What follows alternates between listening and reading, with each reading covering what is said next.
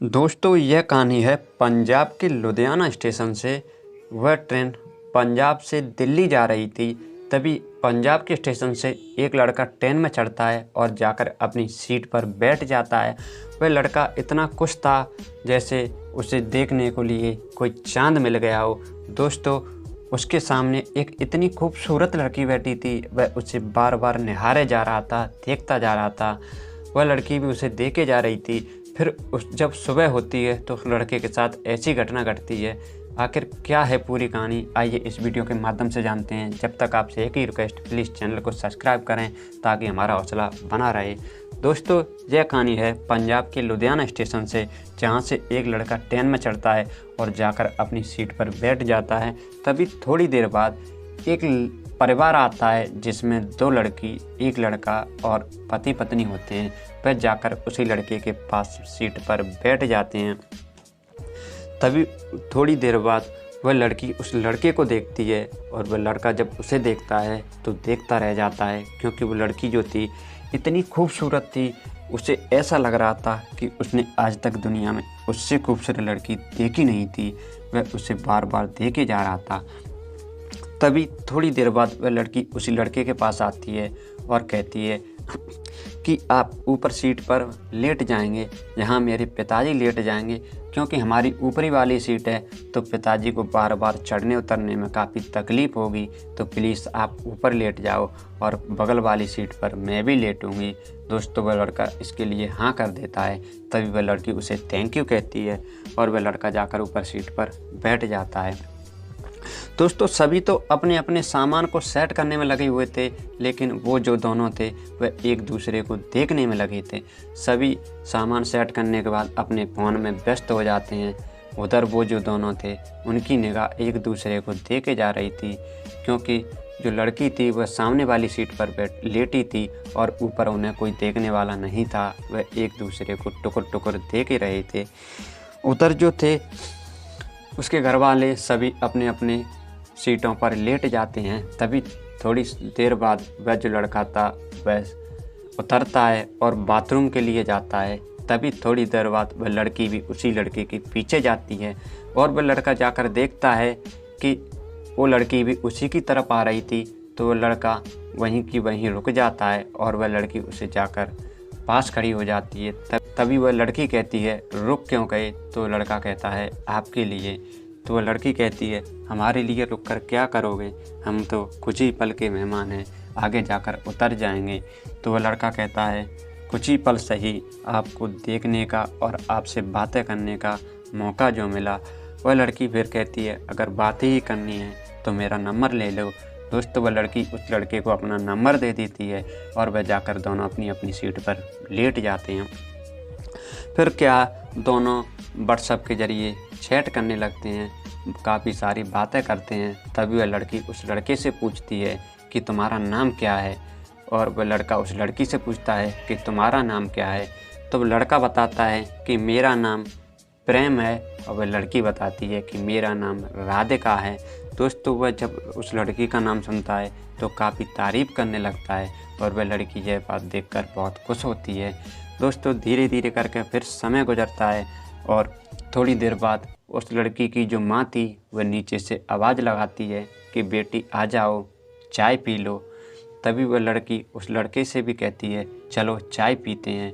तभी वह लड़का पहले तो मना कर देता है और फिर थोड़ी जब लड़की ज़्यादा विनती करती है तो लड़का नीचे आ जाता है और तभी वह कहता है कि मैं बाहर की चाय नहीं पीता, मुझे अच्छी नहीं लगती।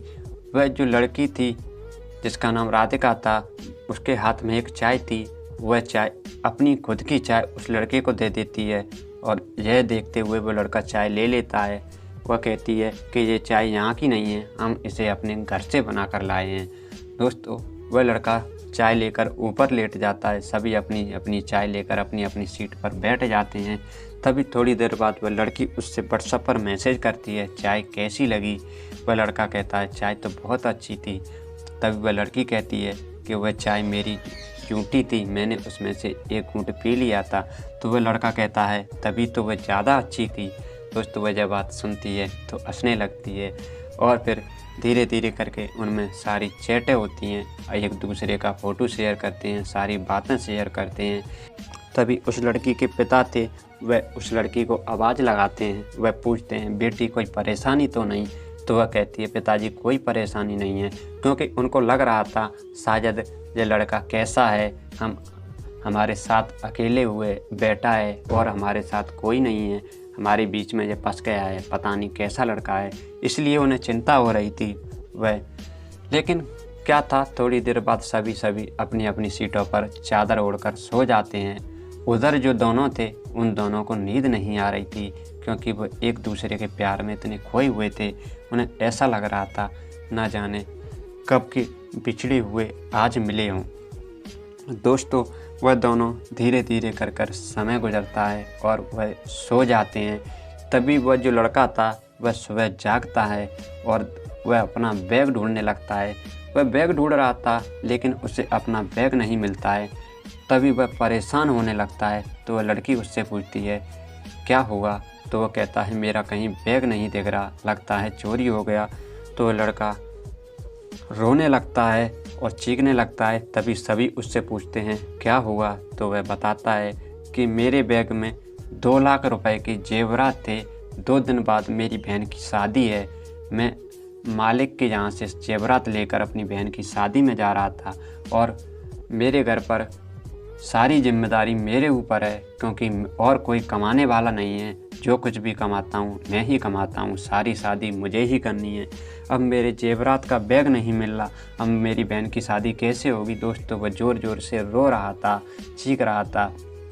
तभी कुछ लोग जो पास में बैठे थे वह कहते हैं, हाँ, इसका बैग चोरी हो गया है, क्योंकि शाम को जब ये रख रहा था तो इसके पास 2 बैग थे, अभी इसके पास 1 बैग है। और यह बात उसके लड़की के जो माता पिता थे वह सब सुनते हैं और वो लड़की भी उसके साथ बैग ढूंढने में लगी हुई थी, लेकिन वह बैग नहीं मिल रहा था। दोस्तों, उस बैग चोरी का अगर सबसे ज़्यादा दुख किसी को था तो वह जो लड़का था उसको था, और उधर जो राधिका थी उसको था।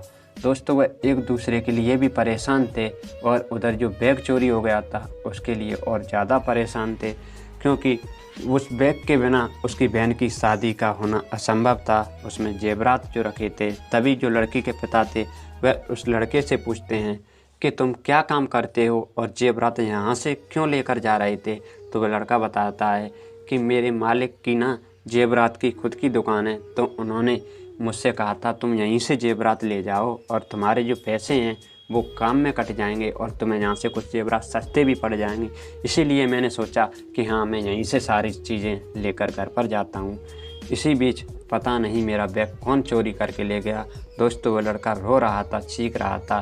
तभी राधिका अपनी माँ से कहती है, धीमे से बात करती है, माँ, अगर हम इसकी सहायता कर दें और ये लड़का हमारे पास के गांव का ही है तो कितना अच्छा होगा, इसकी बहन की शादी टूटने से बच जाएगी।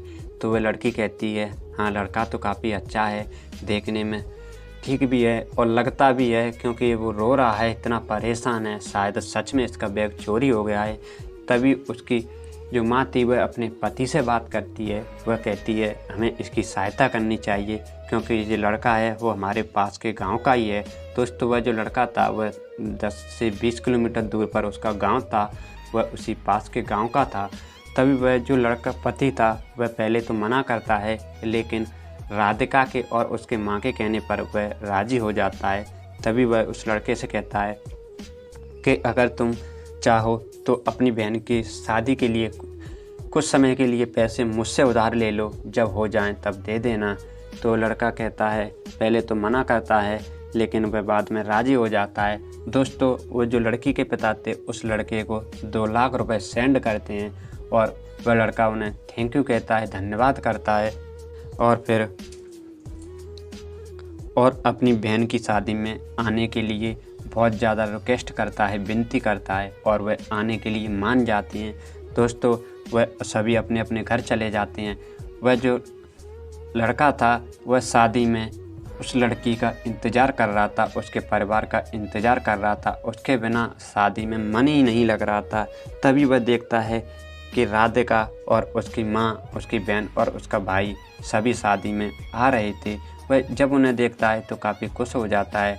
तभी उसकी माँ और जो उसका भाई था वह जाकर बैठ जाते हैं टेबल सीट पर, और उसकी बहन और जो उसका राधिका थी वह दोनों उस लड़के के साथ उसकी हेल्प करते हैं। शादी में राधिका उसका काफ़ी हाथ बटाती है और फिर धीरे धीरे सारी रस्में पूरी होती हैं, शादी हो जाती है और काफ़ी समय गुजरता है और सभी सुबह होने के बाद सभी अपने अपने घर जाने लगते हैं। तभी वो लड़का जो था सबसे अपनी फैमिली को मिलाता है और फिर उनकी विदा करता है। दोस्तों वह अपने घर चले जाते हैं। तभी कुछ दिन बाद उसकी जो माँ थी उसको मालूम पड़ जाता है कि राधिका उस लड़के से बात करती है, उससे प्यार करती है। तभी उधर वो माँ जो थी वह भी लड़की से पूछती है राधिका से कि तुम उससे प्यार करती हो? तो वो कहती हाँ माँ मैं उससे प्यार करती हूँ, प्लीज़ मेरी शादी उसी से करा दो। तो वह माँ जो थी वो कहती है कि हाँ लड़का तो अच्छा है, और वह लड़की बताती है कि हाँ वह अपनी कास्ट का भी है माँ, तो प्लीज़ मेरी शादी करा दो। तभी उसकी माँ जो थी उसके पिता से बात करती है। उधर जो लड़का था वह समय से पहले ही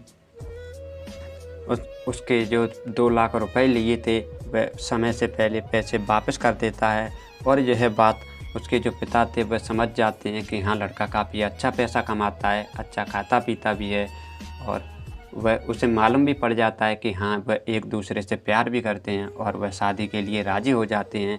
दोस्तों उन दोनों की शादी हो जाती है और फिर धीरे धीरे करके वो दोनों एक दूसरे के साथ रहने लगते हैं। दोस्तों आज भी वो दोनों साथ ही रह रहे हैं। यह कहानी काफ़ी अच्छी थी, मुझे कहीं से मिली थी, सोचा आप लोगों के साथ भी शेयर किया जाए। दोस्तों आपको यह कहानी कैसी लगी प्लीज़ कमेंट करके ज़रूर बताएं, और अब हम आपसे विदा लेते हैं। तब तक आप अपना और अपने परिवार का ख्याल रखें, स्वस्थ रहें, तंदुरुस्त रहें, और अब हम आपसे फिर मिलते हैं ऐसी एक और सच्ची घटना के साथ। जब तक जय हिंद, जय भारत।